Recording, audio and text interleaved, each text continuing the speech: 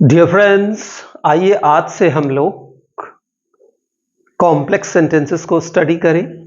हम लोग सिंथेसिस को स्टडी कर रहे हैं। सिंथेसिस में हमने कैसे सिंपल सेंटेंसेस को बनाना है, एक से ज़्यादा क्लॉजेस को कंबाइन करके, प्लस एक से ज़्यादा क्लॉजेस को कंबाइन करके कैसे हमें कंपाउंड सेंटेंसेस बनाना है, इन दो को हमने स्टडी कर लिया है।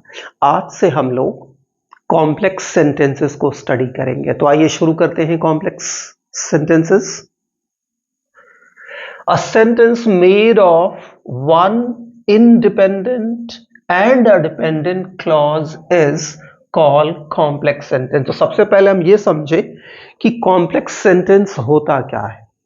एक ऐसा सेंटेंस जो एक इंडिपेंडेंट क्लॉज प्लस एक डिपेंडेंट क्लॉज से मिलकर बना होता है। ये दोनों क्लॉज जिनको हम डिपेंडेंट और इंडिपेंडेंट कहते हैं, जब ये सेपरेटली लिखे गए होते हैं तो ये दोनों के दोनों एक तरह से आप कह सकते हैं इंडिपेंडेंट होते हैं। लेकिन जब हम इनको कंबाइन करते हैं एक कॉम्प्लेक्स सेंटेंस बनाने के लिए, तो हम एक क्लॉज को डिपेंडेंट बनाते हैं। जनरली ऐसा करते हैं।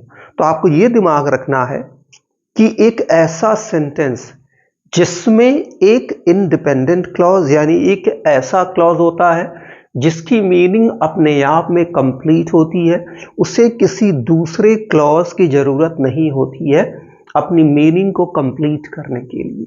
जबकि एक दूसरा क्लॉज होता है जो इंडिपेंडेंट क्लॉज पे डिपेंड होता है, उसको हम कहते हैं dependent clause.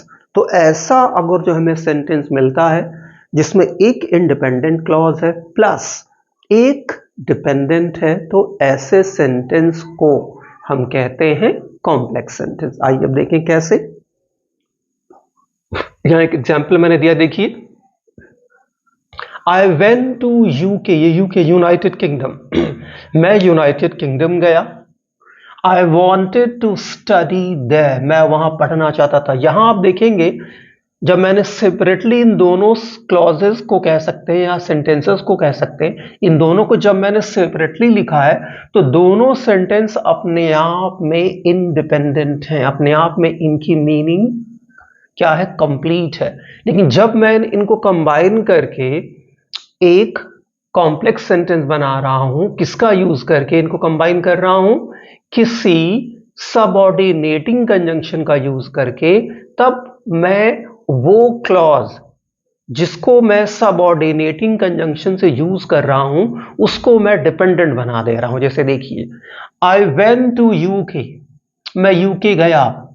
Because I wanted to study, क्योंकि मैं पढ़ना चाहता था, वहां अध्ययन करना चाहता था। क्योंकि मैं अध्ययन करना चाहता था, यहां से ये क्लॉज जो बिकॉज से शुरू हो रही है, ये क्लॉज हो जा रही है डिपेंडेंट क्लॉज। ये ध्यान रखना। क्योंकि अगर इस क्लॉज को आप हटा दें, आई वेंट टू यूके, केवल इतना बोले because I wanted to study, क्योंकि मैं पढ़ना चाहता, तो कहेगा क्या, what do you mean by this, इसका मतलब क्या हुआ, इसका मतलब ही समझ में नहीं आएगा। तो इस तरह से मैंने इस क्लॉज को बिकॉज से शुरू करके क्या कर दिया, डिपेंडेंट बना दिया।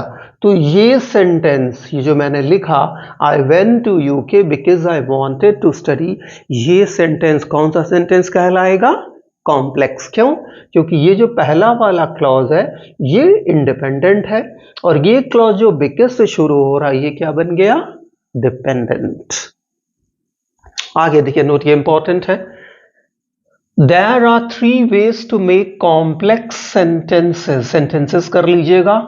तीन तरीके हैं जिनका हम जनरली यूज करके कॉम्प्लेक्स सेंटेंस बनाते हैं। पहला, यूजिंग नाउन क्लॉज, दूसरा यूजिंग एडजेक्टिव क्लॉज, तीसरा यूजिंग एडवर्ब क्लॉज। ये भी समझ लीजिए, प्लस एक चीज और समझ लीजिए कि वो क्लॉज जो किसी सबऑर्डिनेटिंग कंजंक्शन से शुरू होते हैं वो तीन तरह से फंक्शन करते हैं। एक नाउन क्लॉज, नाउन का फंक्शन करता है इसलिए नाउन क्लॉज कहलाता है। दूसरा क्या होता है? दूसरा एडजेक्टिव क्लॉज, क्योंकि वो एडजेक्टिव का फंक्शन करता है। और तीसरा एडवर्ब क्लॉज, जो एडवर्ब का फंक्शन करता है। नाउन आप जानते हैं जनरली किसी सेंटेंस का सब्जेक्ट हो सकता है या किसी सेंटेंस का ऑब्जेक्ट हो सकता है। तो वो क्लॉज जो एक इंडिपेंडेंट क्लॉज का ऑब्जेक्ट होता है उसे हम नाउन क्लॉज कहते हैं। कई बार ये ऑब्जेक्ट की तरह काम करता है इसलिए इसे नाउन क्लॉज कहा जाता है। आइए इसको और समझे। देखिए, तो यह मैंने दे दिया हुआ आपको, पहला यूजिंग नाउन क्लॉज, दूसरा यूजिंग एडजेक्टिव क्लॉज, तीसरा यूजिंग एडवर्ब क्लॉज। अब देखिए पहला नाउन क्लॉज क्या है। यूजिंग नाउन क्लॉज, देखिए noun clause answer the question of what. एक चीज आपको दिमाग में रख लेना है हमेशा हिंदी में, जब भी आप क्या से क्वेश्चन करेंगे आपको कौन सा क्लॉज आंसर करेगा? आपको नाउन क्लॉज उसका आंसर करेगा। आपके सामने कोई सेंटेंस है, उस सेंटेंस में आप समझ नहीं पा रहे कि यह सेंटेंस कंपाउंड है या कॉम्प्लेक्स है, तो आपको दिमाग में रखना होगा कि वही चीज जो कंपाउंड में, कंपाउंड सेंटेंस में क्या होता है, दो एस या तो नहीं, उसमें दो क्लॉजेज होंगे। क्लॉज होने के लिए एक सब्जेक्ट एक वर्ब होना चाहिए, यानी कि कंपाउंड सेंटेंस में दो सब्जेक्ट दो वर्ब होंगे या दो से ज्यादा भी हो सकते हैं। ठीक वही कॉम्प्लेक्स में भी होगा, जो किससे जुड़ा होगा? किसी न किसी सबऑर्डिनेटिंग कंजंक्शन से जुड़ा होगा। तो वो क्वेश्चन जो व्हाट का आंसर करे, क्या का आंसर करे, वो होगा कौन सा clause? Noun clause. Noun clause generally what का आंसर करता है क्या। जैसे आइए देखें सेंटेंस में, देखिए और आप ही समझ लें। जैसे देखिए पहले यहां देखिए, आई एम अ टीचर, मैं टीचर हूं। This is known to all, ये सबको पता है। क्या सबको पता है? I am a teacher. That I am a teacher is known to all. देखिए यहां पर देखिए ये क्लॉज जो दैट से शुरू हो रही है, ये क्लॉज ये किससे शुरू है? दैट से। क्या सबको पता है? क्वेश्चन के लिए क्या सबको पता है? What is known to all? I am a teacher. That I am a teacher, कि मैं टीचर हूं, is known to all। यहां देखिए that I am a teacher, ये क्लॉज किसका आंसर कर रहा है? What is known to all? What का, क्या सबको पता है? That I am a teacher. तो that I am a teacher ये क्या हो गया? नाउन क्लॉज हो गया। दूसरी चीज, अब ये देखिए, फिर आप कहेंगे कि अगर जो ये कॉम्प्लेक्स सेंटेंस है तो कॉम्प्लेक्स सेंटेंस में दो क्लॉज आ रहे हैं। क्लॉज होने के लिए एक सब्जेक्ट एक वर्ब, यहां तो देखिए मिल गया आई का सब्जेक्ट, सॉरी आई सब्जेक्ट तो एम वर्ब इसकी मिल गई। यहां क्या इस का सब्जेक्ट कहां है? तो यहां देखिए ये जो पूरी जो क्लॉज है ये ही किसका काम कर रही है? That I am a teacher is known to all, ये सबको पता है। यानी कि ये जो वर्ब है इज, ये इसका पूरा सब्जेक्ट का काम ये यहां पर कर रहा है। कौन सा? That I am a teacher is known to all. इस तरह से देखिए यहां पर मैंने आपको बताया कि ये जो नाउन क्लॉज है एक तरह से यहां पर सब्जेक्ट का काम कर रही है।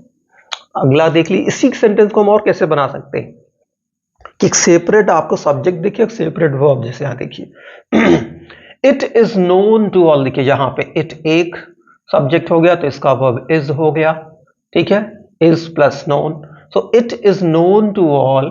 फिर देखिए यहां दैट मैंने लिया, दैट कौन सा? यहां पे सबऑर्डिनेटिंग कंजंक्शन, क्योंकि ये इन दो क्लॉजेस को क्या कर रहा? कनेक्ट कर रहा। That I am known to, sorry that I am a teacher. खाली आप कहें कि मैं टीचर हूं, ये कोई अर्थ देगा? नहीं देगा। तो यहां पे ये जो क्लॉज है it is known to all, ये सबको पता है, ये इंडिपेंडेंट क्लॉज है। That I am a teacher यहां क्या हो जा रहा? ये हो जा रहा है dependent clause. So what is known to all? That I am a teacher. आपको कौन सा ये इस क्वेश्चन का आंसर आपको कौन दे रहा है? noun clause. तो ध्यान देना है, noun clause will answer the question begins with what. अगला देखिए, इंपॉर्टेंट नोट कर देखिए, नाउन क्लॉज जनरली की स्पेलिंग कंफर्म कर लीजिएगा, begins with whatever, whichever, wherever, whoever, whomever, who, ये सारे WH वर्ड हैं, who, whom, which, why, where, what, how, that, if, whether. अगर इन वर्ड से जनरली कोई क्लॉज शुरू हो रही है, वो नाउन, फिर वही या तो सब्जेक्ट या तो वो ऑब्जेक्ट हो रही है, तो वो क्या होगी, नाउन क्लॉज. जैसे एग्जांपल देखिए, Bob will clear the exam, Bob परीक्षा पास कर लेगा. दैट इज सर्टेन, यह निश्चित है. व्हाट इज सर्टेन, क्या निश्चित है, Bob will clear the exam. इसको कैसे बना लेंगे, it is certain that Bob will clear the exam. So ये हो गया आपका इंडिपेंडेंट क्लॉज और यहां से हो गया आपका डिपेंडेंट क्लॉज. ये सेंटेंस इस तरह से भी हो जाएगा, क्या, that Bob will clear the exam is certain, इस तरह से भी हो जाएगा. तब ये that Bob will clear the exam, ये सब्जेक्ट काम करने लगेगा इस सर्टेन इस वर्ब का. अगला देखिए, योर डैड में बी गिल्टी, आपके डैड, तुम्हारे डैड दोषी हो सकते हैं. आई डोंट नो, मैं नहीं जानता हूं. तो कह रहा है यहां पे देखिए, डाउट दिख रहा है. जब डाउट दिखेगा, फिर यहां पे भी देखिए इसको क्वेश्चन कैसे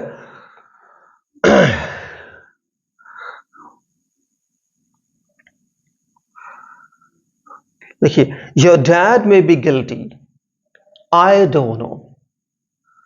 तो देखिए यहां पे I don't know, what I don't know, यहां भी what's a question, what I don't know, मैं क्या नहीं जानता हूं. योर डैड में बी गिल्टी, कि तुम्हारे डैड गिल्टी हो सकते हैं. तो देखिए यहां पे मे बी डाउट दिखा रहा है. जब डाउट दिखाएगा, कंफ्यूजन दिखाएगा और आपको कॉम्प्लेक्स सेंटेंस बनाना है, तो आप वेदर का यूज करेंगे. देखिए, I don't know whether your dad is guilty, sorry यहां मैंने innocent लिख दिया है, इसको आप guilty कर लीजिएगा, GUILTY. तो I don't know whether your dad is guilty. तो यहां देखिए, मैं नहीं जानता हूं कि क्या तुम्हारे पापा दोषी हैं. तो देखिए, What I don't know, मैं क्या नहीं जानता हूं, whether your dad is guilty, कि क्या तुम्हारे पापा दोषी हैं. फिर यहां what से क्वेश्चन करेंगे, तो फिर आपको नाउन क्लॉज आंसर देगा. नेक्स्ट देखिए, they told